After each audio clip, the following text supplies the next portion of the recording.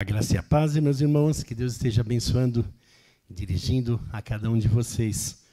A vocês que estão na internet também, em nosso canal de YouTube, que Deus os esteja abençoando com este culto para a honra e glória do nosso Senhor. Famílias que experimentam o fruto do Espírito. A paz é uma realidade. Você conhece alguém que precisa de paz em alguma área da vida? Nós vemos hoje em dia que esse item é bem escasso. Quando nós mencionamos e quando nós vemos as questões externas, como Rússia, Ucrânia, China, Estados Unidos, sem falar a questão interior. Aqueles que não têm a paz exterior e também não têm a paz interior. O fruto do Espírito Santo é descrito pelo apóstolo Paulo em Gálatas 5, 22 e 23. Eu vou estar lendo, ouça. Mas o fruto do Espírito é amor, alegria, paz, longanimidade, benignidade, bondade, fidelidade, mansidão, domínio próprio. Contra estas coisas não há lei. Senhor Deus e Pai, graças, Senhor, te damos, porque nós temos a liberdade, Senhor, de ler, Senhor, a Tua palavra, de nos reunirmos, Senhor, para a Tua honra e glória, Senhor. Que Tu possa, Senhor, estar falando aos nossos corações, Senhor.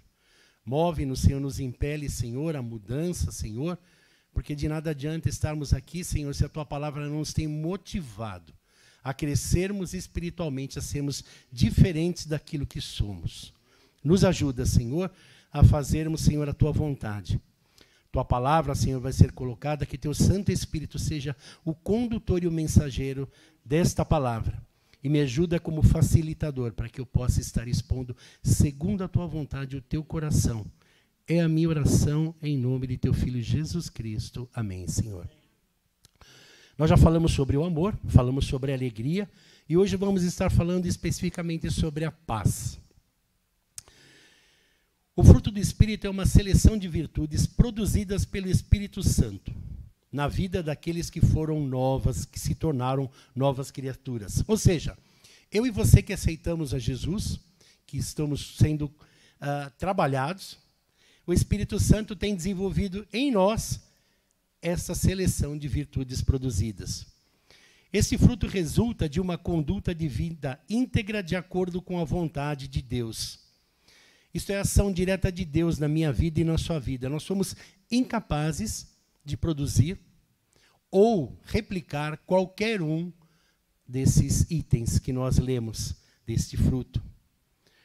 O conceito é, o fruto, na realidade, do Espírito é uma única fruta.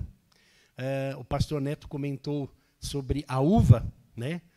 Que nós temos ali os bagos, né, da uva, e nós temos uma outra que representa também a mexerica. Né? Ela é um único fruto com vários gomos. Então nós temos, essa é a definição do fruto do Espírito. Paz, algo tão frágil e escasso em nossos dias, nossas vidas e nossas mentes. Na realidade, esse mundo acelerado em que nós estamos, com as informações, com tudo, digamos assim, direto, este mundo convulsiona em nossas mentes. E nós recebemos milhares de informações, dados, e que muitas vezes essas informações nos trazem temores. Mas qual é a definição do mundo com relação à paz? Paz define-se por um estado de tranquilidade ou harmonia, ou pela ausência de conflitos ou violência, que pode ser experimentado em sua vida pessoal, profissional, em sua família, com amigos ou até globalmente. Essa é a definição do mundo. A palavra de Deus nos diz em João 14, 27, deixo-vos a paz, a minha paz lhes dou. Não dou como o mundo a dá. Que o mundo de vocês, que o coração de vocês não fique angustiado nem com medo. Então nós vemos aqui duas coisas, que o Senhor nos coloca a sua paz à disposição. E nós vemos que a paz do mundo ela é efêmera. Na realidade, nós vemos que os povos estão em paz e qualquer outro mal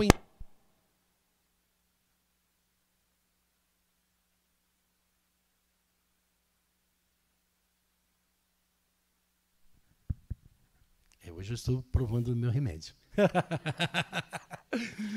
Nós vemos que ela é efêmera. E aqui nós vemos uma declaração interessante, né? Que o Senhor deixa conosco a sua paz, que o mundo não a dá.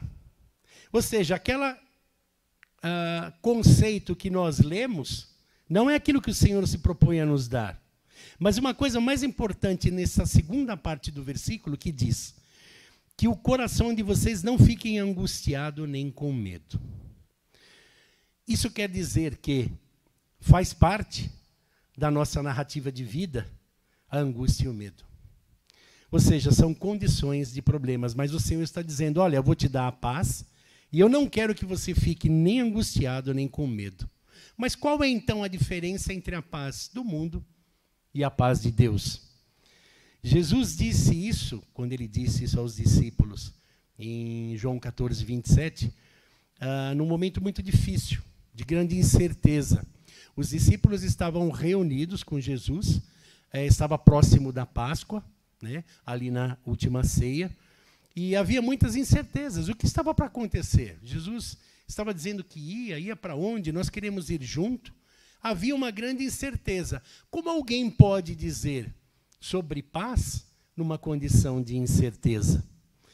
O conceito do mundo é, por exemplo, como a guerra da Ucrânia e da Rússia, a paz no mundo é paz na paz. Só tem paz com paz. Isso quer dizer o quê? Meio confuso, né? Quer dizer o seguinte, que nós, no mundo, só temos paz quando há paz. Porque quando há guerra, não há paz. Isso fica óbvio na declaração do mundo. Mas e quando nós vemos no conceito de Deus? Nós vemos que, por exemplo, a paz de Deus é Paulo e Silas na prisão louvando. Pessoas presas, né? Estavam ali subjugadas, apanharam, estavam ali louvando. Eles não estavam só cantando, porque eu creio que realmente era algo mais profundo. Porque para tocar realmente aquelas pessoas como ali estavam, era algo diferente de notas musicais. Eles estavam louvando. E eu vejo uma outra condição de paz na Bíblia que ela nos coloca, que é extraordinária. Estevão sendo apedrejado, né? Ele teve paz naquele momento, né? Na frente de seus executores. Imaginem, existiam 2 tipos de apedrejamento. Um deles, a pessoa ficava no solo, que era o mais normal, né? Que ela podia até, de repente, se colocar na posição fetal e se proteger um pouco, mas existiam algumas regiões onde colocavam a pessoa enterrada até a cintura. Aí era muito cruel, porque você não tinha condição nenhuma de se proteger. E nós vemos ali, Estevão naquela condição, teve paz. Então nós vemos o quê? Que a paz de Deus é paz na paz e principalmente paz na guerra. Jesus é o único que pode dar a mim ou você paz em condições adversas. O mundo só pode te dar paz se ele estiver em paz. E normalmente, mesmo o mundo em paz, nós vemos que existe sempre rumores de guerras, existe a indiferença e aí as dificuldades. Você deseja paz para a sua família? Aí eu vou te perguntar, como vai sua vida espiritual? Sua santificação? Muitas vezes, a vida de santificação é meio subjetiva. A salvação ela é muito simples, ela é clara. Uma vez que eu aceito a Jesus Cristo no meu coração, eu me manifesto, eu sou selado pelo Espírito Santo e eu sou salvo. Ponto. A salvação ela é um processo. Ela exige de mim renúncia, ela exige de mim que eu abra mão dos meus direitos, dos meus desejos e dos meus deveres para que eu cresça. Ou seja, é uma condição de autoconhecimento, onde nós temos um espelho, que esse espelho é Cristo. Em Gálatas 5, nós vemos aí a obra da carne e o fruto do Espírito.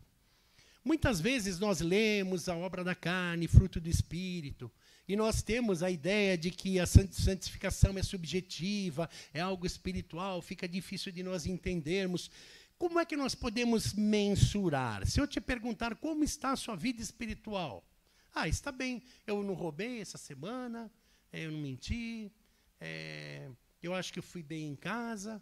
É muito subjetivo. Mas a Bíblia ela é muito rica. E ela nos dá a oportunidade, de forma clara, nós mensurarmos a nossa vida espiritual. No Celebrando, nós usamos algo que é interessante, né? Nós fazemos uma tabelinha, né? Por exemplo, com obras da carne. Né? Colocamos ali elencada todas as obras da carne. E damos nota de 0 a 10. Imoralidade sexual, se eu sou um imoral, 10. Se eu não tenho questão de imoralidade, 0. Então nós vamos pensar assim, não, mas eu não sou um imoral, eu não traio minha esposa, então, na realidade, eu não preciso nem pensar nisso. Será? Se nós formos estudar cada um dos itens, detalhadamente, cada um dos pontos, um exemplo, imoralidade sexual. Quando você passa por um homem ou uma mulher que, de repente, está com roupas não tão decentes, o primeiro olhar é inevitável. Você não tem como fazer. Mas o segundo você pode evitar. Agora, se você gosta de segundos e terceiros olhares, você talvez mereça um ou um 2 nessa tabelinha. Veja como as coisas são. Por exemplo, vamos lá para a divisão e facção. Mas eu não faço parte do PCC, eu não sou faccionário, né? Mas vamos supor que você está na sua casa, num grupo, ali reunido, onde alguns podem dizer, mas seu irmão também não ajuda. E você simplesmente faz com a sua cabecinha assim. Divisão, facção. É importante nós pensarmos. Faça esse exercício em casa. Pegue cada um dos itens, numere de 0 a 10. E coloque para o Senhor. Pegue os 3 piores índices, como nós fazemos no Celebrando, e o trabalhe. Peça ao Senhor. Você vai ter exatamente a fita e a fotografia do que é a sua vida, com relação às obras da carne. Fazemos o mesmo também para o fruto do Espírito, por que não? Um item, por exemplo, o Senhor nos diz, sejam alegres, o Senhor é festeiro. Né? Ele participou de um casamento, olha quantas festas Deus instituiu. Ele gosta. Então, Deus, ele diz, o segundo é amor, alegria. Eu estou muito ranzinzo? Talvez eu mereça um 10 ali, né? Estou pouco ranzinzo, estou realmente sendo alegre? Estou transmitindo a alegria que o Senhor me dá? Um outro exemplo. Longanimidade. Palavra grande, né? Eu estou sendo longânimo com os da minha família, do meu lar. Não vou nem falar em domínio próprio. E aí nós vemos, aplicamos isso na armadura. É muito interessante. Quem quiser esse trabalho a gente pode estar fornecendo e é aplicado então na armadura e a gente consegue verificar aí os nossos pontos fracos. É bem interessante. Eu quis mostrar a você que muitas vezes nós falamos de dons, obra da carne, fruto do Espírito, eles são importantes porque eles são indicadores da minha vida, da sua vida cristã. Analise. E eles são dinâmicos, eles mudam de tempo em tempo, porque nós vamos trabalhando a nossa vida. A palavra paz, no grego, ela é irinei. Uma pessoa chamada irinei significa pacificador, pessoa de paz, pacífica. No Novo Testamento, ela aparece 88 vezes. Né? E está presente em todos os livros do Novo Testamento. Logo, nós podemos dizer que o Novo Testamento, o compêndio dos livros, é um livro de paz, que fala sobre paz. Irinês é paz no grego e corresponde à mesma palavra shalom no hebraico. Ou seja, então como podemos aplicar essa palavra, esse fruto do Espírito em nossa família? Difícil, né? Fácil? Não é muito não, né? Vamos pensar nesse gomo da fruta. A paz no lar, na família, no casamento. Deus deseja que nossas famílias, as famílias cristãs, vivam em paz. em todas as esferas do relacionamento. Por exemplo, Coríntios 14:33 nos diz: porque Deus não é Deus de confusão, senão de paz, como em todas as igrejas do santo. Ou seja, está bem claro que se está existindo confusão onde eu estou, ou o que eu estou fazendo, há alguma coisa errada. João 16:33. Falei essas coisas para que em mim vocês tenham paz. No mundo vocês passam por aflições, mas tenham coragem. Eu venci o mundo. É uma palavra do Senhor de ânimo a nós. Dificuldades teremos, mas o Senhor venceu, nós venceremos também. Sejam fortes. E um versículo que é extremamente precioso, Filipenses 4, 6 e 7. Não andem ansiosos por coisa alguma. Em tudo, pela oração e súplicas, e com ação de graças, apresentem seus pedidos a Deus. E a paz de Deus, que excede todo entendimento, guardará coração e mente de vocês em Cristo Jesus. Olha como é precioso. Ele diz aqui que a paz de Deus vai guardar coração, sentimento, mente, pensamentos. Tudo que eu estou pensando hoje vão virar sentimento. E os sentimentos vão virar as ações. Se eu começo a ficar, poxa, o pastor Neto não me ouviu, não atendeu meu telefone. Poxa, o pastor Neto não quer falar comigo e tal. Ah, também quando me chamar eu não vou. Aí o pastor me chama e não atendo o telefone. Um exemplo. Né?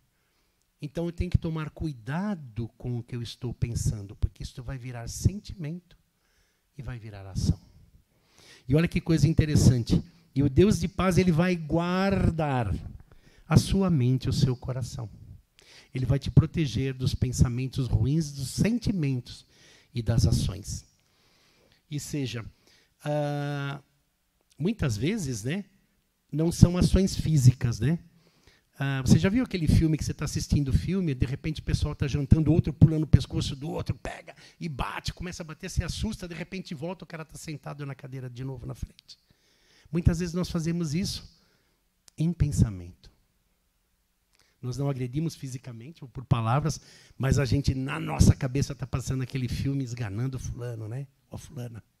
É assim. Então, que realmente nós possamos nos permear da palavra de Deus, que vai guardar a nossa mente, coração, e guardar as nossas ações. Eu vou estar lendo 1 Coríntios 7, de 12 a 15, diz... Paulo, na realidade, escreveu essa epístola à igreja de Corinto, perto do final da sua visita de 3 anos a Éfeso, durante a sua terceira missão, que diz: aos outros eu digo, não o Senhor. Se algum irmão estiver casado com uma mulher não crente, essa concordar em morar com ele, não se divorcie dela. E se uma mulher estiver casada com um homem não crente, e este concordar em viver com ela, que ele não se divorcie do marido. Porque o marido não crente é santificado no convívio da esposa, e a esposa não crente é santificada no convívio do marido crente. Se não fosse assim, os filhos de vocês seriam impuros, porém agora são santos. Mas, se o não crente quiser separar-se, que se separe. Em tais casos, não fica sujeito à servidão, nem o irmão, nem a irmã. E aí ele termina dizendo: Deus chamou vocês a viverem em paz. Você está brigando com alguém? Pare. Este não é o caminho. Nós vemos aí, embora Paulo esteja dando conselho aos casais sobre a questão de divórcio, ele deixa uma frase muito importante no final. Deus nos chamou para a paz. Ou seja, tudo aquilo que nós estamos fazendo, construindo, deve nos levar à paz. Se assim não for, pare. Não está correto. É incoerente uma família cristã que tem Jesus no coração não viver em paz. Isso não quer dizer que eu não possa ter divergência de opinião, preferências, mas a paz deve reinar em todos os relacionamentos. Nós não estamos dizendo que todos devem tocar a mesma música. Existe sabedoria na diversidade. E existe paz também na diversidade. Nós temos que entender e receber isso, e ouvir e pensar, tudo isso permeado por muita oração. E aí vem a questão, como manter a paz no casamento, no relacionamento de pais e filhos? A Bíblia responde, deixa que a paz de Cristo seja o árbitro em seus corações. Diz a palavra, que a paz de Cristo seja o juiz em seus corações, vistos que foram chamados para viver em paz, como membros de um só corpo. Colossenses 3,15. Essa é a nossa convocação.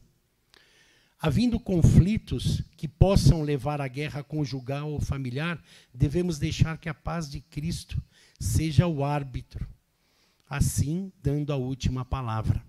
É o famoso duelo, razão e paz. Nós temos que escolher. Muitas vezes a razão, nós pagamos a preço de sangue, sem necessariamente ganharmos nada. Deixa que a paz de Cristo seja o árbitro em seu casamento, seus filhos, com seus parentes. Quando os membros da família buscam a paz de Cristo como árbitro, com certeza a família irá viver em paz. A busca da paz deve ser algo incondicional e deve ser buscada com esforço. A Bíblia diz, nós vemos em Marcos 9,50, o sal é bom, mas se o sal se tornar insípido, como lhe restaurará o sabor? Tenham sal em vocês mesmo e paz um com os outros. O segredo é como restaurar o sabor. Então nós temos que ser sal, nós temos que cuidar para que realmente, se nós estamos realmente salgando, ou se nós estamos nos tornando insípidos. Aí ele nos diz que vocês mesmos foram chamados para a paz, um com os outros. E ele também nos coloca a nos esforçarmos. Né? Hebreus 12,14 diz, esforçai-vos para viver em paz com todas as pessoas em santificação, sem a qual ninguém verá o Senhor. Sem a qual ninguém verá o Senhor. Olha que interessante.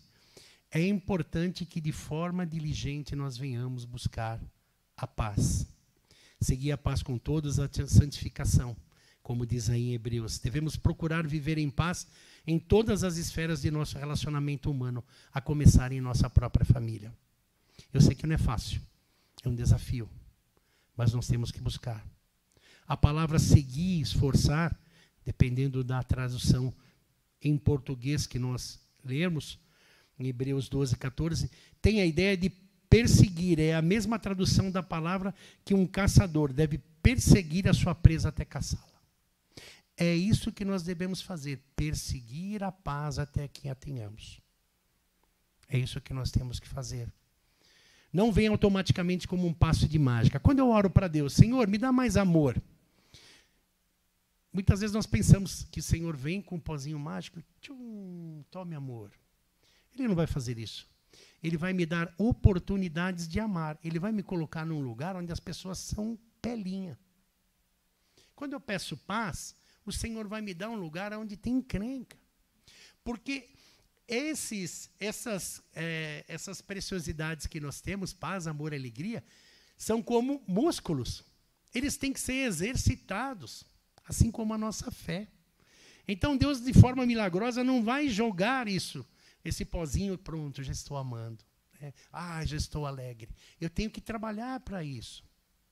Se eu acordei ranzinza, puxa vida, eu vou dar uma risada. Todo dia de manhã, eu tinha um tempo que eu estava acordando bravo. Eu falei para mim, não, todo dia de manhã eu vou levantar e vou no espelho primeiro para ver minha cara. E eu, às vezes, assustava, porque era feia. E eu falava, não, tu vai ter que mudar, dar uma risada aí. Né? Porque senão você vai tomar café com a esposa, vai ver a filha, como é que fica? Né? Fica feio. Então, nós temos como buscar artifícios e maneiras de mudarmos. Deve ser perseguida buscando de forma intencional, com perseverança. Como diz Pedro, né? 1 Pedro 3,11. Afaste-se do mal e faça o bem. Busque a paz com perseverança. É o que nós devemos fazer, nos esforçarmos para conquistarmos. 5 dicas para buscar a paz em família. Se você não tem nada para falar sobre um parente, mantenha-se em silêncio. Nem mexa a cabeça. Fique quieto. Não julgue os outros. Eu vou dar um exemplo. Eu tenho um exemplo da escola que até hoje isso me marcou. Eu sentei com um fulano que o cara toda hora ficava me cutucando. E eu sou um cara meio chato, eu gosto do meu quadrado assim, sabe, arrumado, eu não gosto de ninguém invadindo, né? E eu me senti incomodado. E eu peguei um ódio daquele cara, o Sérgio. Peguei um ódio daquele cara, violento. Eu falei, pô, mas cara folgado. Devia encher a mão na cara dele. E aí, um dia eu vi que ele estava com dificuldade para pegar um copo. E eu fui descobrir que o cara tinha um problema, operou o braço. Caiu minha cara. Eu não conhecia. Não conhecia. Procure conhecer os outros antes de julgar. Saiba o que está acontecendo. Não julgue a revelia. Isto me marcou até hoje, eu me lembro, de ter julgado aquele rapaz, sem conhecê-lo, porque eu não falava com ele, porque eu tinha ódio. E eu fui ver, o cara teve um acidente feio, ele não fechava o braço, era terrível. Rapaz novo, está vivendo com isso pro resto da vida. Foi uma história para mim. Então aprenda, não julgue. Respeite o jeito de ser dos outros. Todos os outros têm opiniões diferentes. E eu, Raquel, a gente conversa bastante em casa. É difícil entender, às vezes, a Noemi. Não é porque é Noemi, é porque a geração da Noemi é diferente. A minha geração é diferente. A geração da Noemi vai ser diferente também. Nós temos que entender. Né? Às vezes o pastor também nós conversamos. Às vezes eu em pleitos dos juniores, dos jovens, dos adolescentes, que a gente não entende, mas é a realidade deles. Nós temos que entender. O mundo está evoluindo. Eu não posso querer colocar alguma coisa que eu aprendi quando eu nasci em 1964 ou na cabeça deles hoje. É outro mundo. Temos que aceitar. Não seja maledicente em sua família. Né? Não leve para almoços conversas. Né? Pô, aquele irmão não ajudou, o cara não veio. Você viu a escala? O fulano não veio. Pô, que coisa de novo. Não faça isso. Deixe isso para você e Deus. Porque essas conversas, elas vão minando. Elas vão colocando coisas ruins na mente daqueles que nos cercam. Né?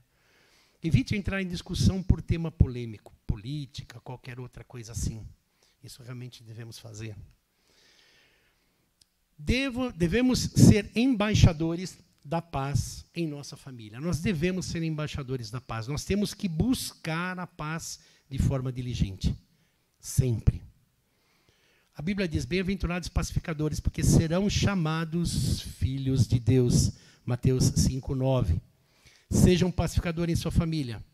Familiares brigam entre si e se desentendem, mas você pode ser um pacificador. Famílias que sofrem com desentendimento por meio de WhatsApp. Né? Às vezes a gente vê aí alguns WhatsApp que, nossa, o troço está pegando fogo. O celular até derrete, de tanto que o pau come. Né? Então, cuidado. Desentendimentos são muros erguidos para nos separar. Pense que tudo isso é fruto de um mundo caído, de um príncipe desse mundo que quer implementar isso em você. Isso não é natural nosso, como nascidos em Cristo. Isso é natural nosso como homens carnais, mas nós não somos mais carnais. Nós temos que lutar contra isso. Siga o exemplo de Jesus. Jesus diz, portanto, ele é a nossa paz. De ambos os povos fiz um só. E derrubando o muro de separação, em seu próprio corpo desfez toda a inimizade. Efésios 2:14. Glória a Deus por isso. Ele está disposto a derrubar qualquer muro que você tenha construído. Aqui nós vemos a palavra paz no texto que Jesus fala. Trabalhe para a paz nos casais de sua família, filhos da sua família, sogro, nora, genro, mesmo os que não estão diretamente com você na sua casa, já se casaram, trabalhe a paz com eles. Isto é importante. Como promover a paz entre os familiares? Peça a Deus que o abençoe nessa missão, isso é importante. Nomeie cada batalha, Senhor, me abençoa ali com fulano e com a fulana. Eu estou vendo essa situação, Senhor, me mostra. É verdade isso? Às vezes você pode estar enganado. Mas se não estiver, faça isso. Busque sempre a presença de Deus. Como já dissemos, ouça todos os lados envolvidos, não seja partidário, porque é seu filho, sua filha, não ouve a sua nora, o seu genro. Ajude as pessoas a enxergarem o lado positivo das outras. Todos nós temos pontos ruins e pontos bons. Nós temos que jogar o nosso foco em cima do que é aquilo que as pessoas fazem de melhor. Porque o mundo e o diabo já faz isso para nós, né? Colocando as nossas coisas ruins em evidência. Às vezes ele nos usa também para isso, temos que tomar cuidado. Incentive o diálogo entre as famílias. A conversa é o melhor remédio, né? Nós devemos buscar realmente sempre essa questão da conversa. A fonte da paz para a família deve estar em Deus, na sua palavra em Cristo Jesus. A fonte da paz é Deus. A paz provém de Deus, mas Deus também é a própria paz. Nós vemos aqui, a Bíblia nos diz, e a paz de Deus, que excede todo entendimento, guardará os seus corações e as suas mentes em Cristo Jesus. Finalmente, irmãos, tudo que for verdadeiro, tudo que for nobre, tudo que for excelente ou digno de louvor, pensem nestas coisas. Tudo que vocês aprenderem, receberem, ouviram e viram de mim, ponham em prática. Deus da paz estará com vocês. Filipenses 4, 7 e 9.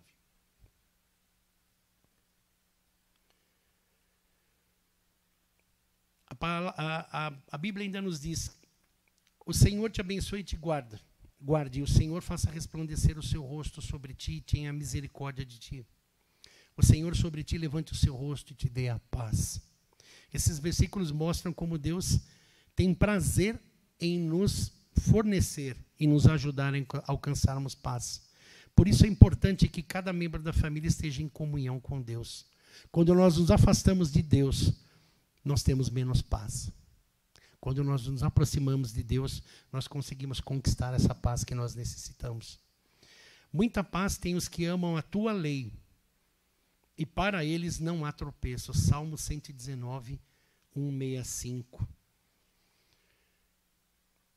Leve sua família a estar próxima a amar, meditar a palavra de Deus, a ler a palavra. Espalhe versículos pela casa. Interessante. Jesus disse, deixo-vos a minha paz vos dou. Cada membro da família deve buscar e trabalhar para a paz. Cristo é a ponte que traz a paz de Deus a todos. Paz de Deus por meio de nosso Senhor Jesus Cristo. E aqui eu concluo este hino que está aqui. Se a paz é mais doce, me deres gozar. Se a dor é mais forte, sofrer. Ou seja, o que for, tu me fazes saber que feliz com Jesus sempre sou. Esse hino foi escrito numa dificuldade onde um pai, né, perdeu suas duas filhas numa viagem com a mãe.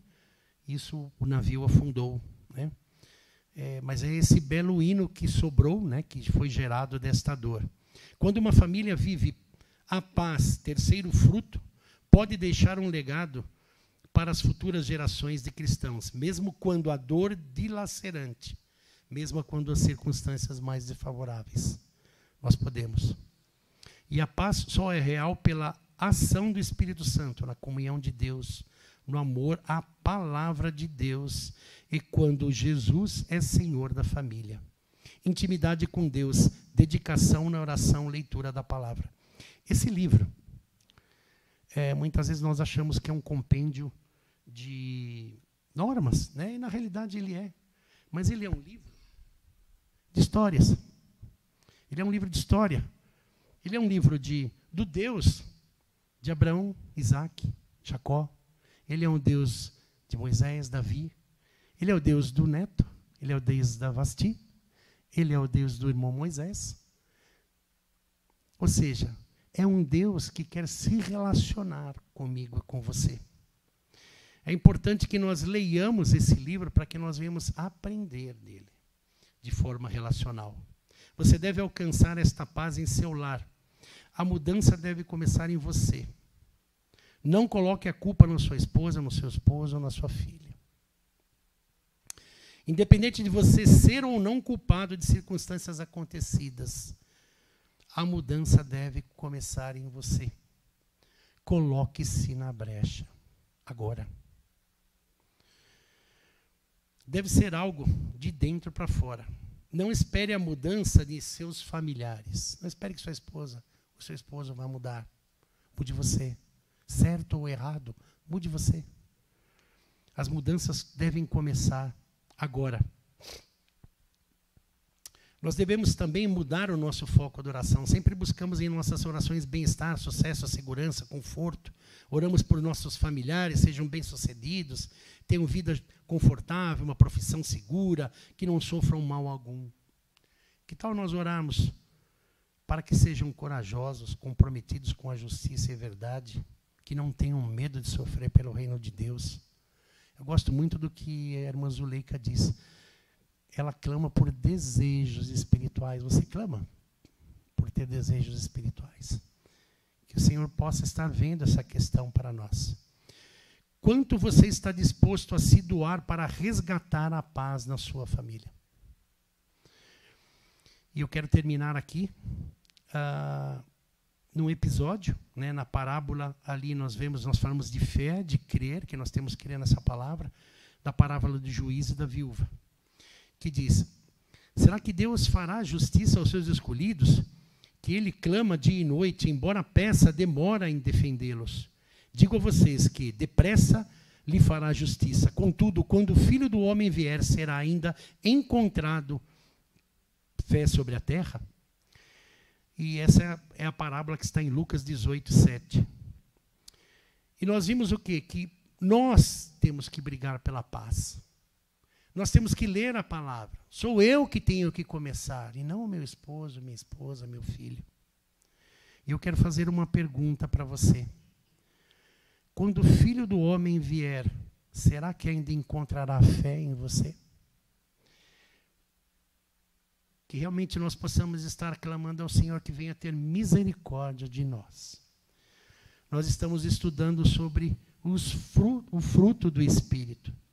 Meus irmãos, não é fácil, é uma luta. Nós estudamos, nós vemos as teorias, mas na realidade a prática nós sabemos a luta que é de cada um. Portanto, creia. E se você não lembrar de nada essa semana que falta, lembre-se disso que eu te perguntei. Quando vier o Filho do Homem, ele achará fé em você? Senhor Deus Pai, graças, Senhor, te damos, porque Tu és Deus, Tu és Rei, louvamos o Teu nome, obrigado por essa oportunidade que tivemos, ó Pai, de entender, Senhor, Teu projeto de paz para as nossas vidas, ó Pai. Nos ajuda, nós temos carência, dificuldades em implementá-la, Tu conheces o nosso ser.